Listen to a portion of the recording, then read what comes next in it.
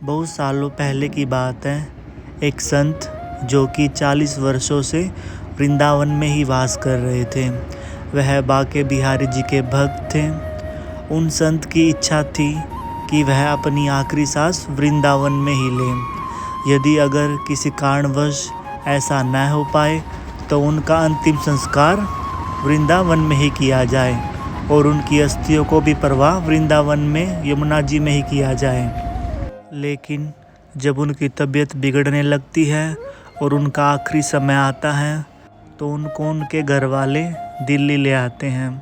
अब वह संत बड़े ही परेशान और दुखी हो जाते हैं, क्योंकि उनकी इच्छा तो यही थी कि वह अपनी आखिरी सांस वृंदावन में ही लें। लेकिन अब वह दिल्ली आ चुके थे।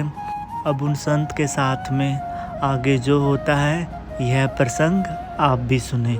हरे कृष्णा, राधे राधे दोस्तों, मेरे YouTube चैनल में आपका स्वागत है। आशा करता हूँ आप सब खुश होंगे, मंगल होंगे। प्रसंग अच्छा लगे तो राधे राधे कमेंट ज़रूर करें। अभी से कुछ वर्षों पहले की बात है।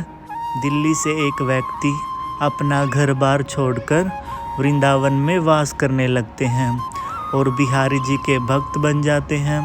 वृंदावन में रहकर वह भक्त काफ़ी खुश थे, क्योंकि बहुत समय से वह चाह रहे थे कि वह वृंदावन में वास करें। अब उनका यह सपना सच हो चुका था। उनको यह इस पर विश्वास ही नहीं हो रहा था।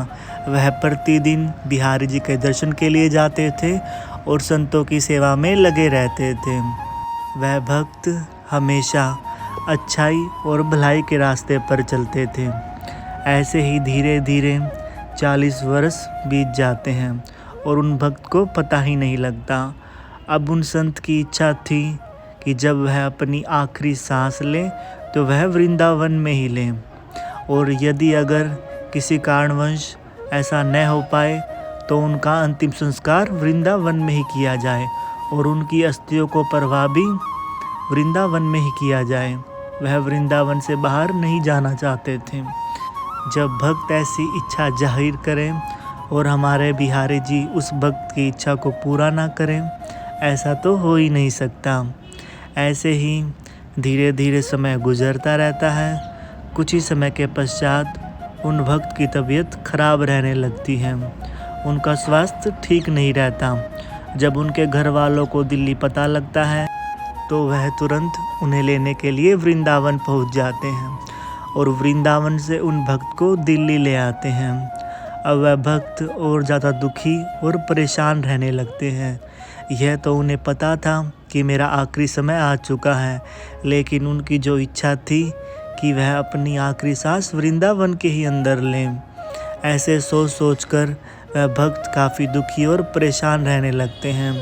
और कुछ ही समय के बाद वह दुख की घड़ी आ जाती है कि उन संत का वैकुंठ वास हो जाता है। वृंदावन में जब संतों को पता लगता है तो वह तुरंत दिल्ली पहुंच जाते हैं और वहां जाकर उनके घर वालों को बताने लगते हैं कि हम काफ़ी समय से इनके साथ में हैं और यह काफ़ी अच्छे इंसान भी थे। इनकी इच्छा थी कि इनका अंतिम संस्कार वृंदावन में ही हो। पहले तो घर वाले जिद करते हैं कि हम दिल्ली में ही इनका अंतिम संस्कार करेंगे। काफ़ी लोगों के समझाने के बाद वह यह बात मान भी जाते हैं। उन भक्त का अंतिम संस्कार वृंदावन में ही किया जाता है। फिर उनके घर वाले जिद करने लगते हैं कि हम तो इनकी अस्थियों को हरिद्वार लेकर जाएंगे। वहाँ के रसिक संत उन्हें बहुत समझाते हैं, लेकिन वह किसी की एक नहीं मानते।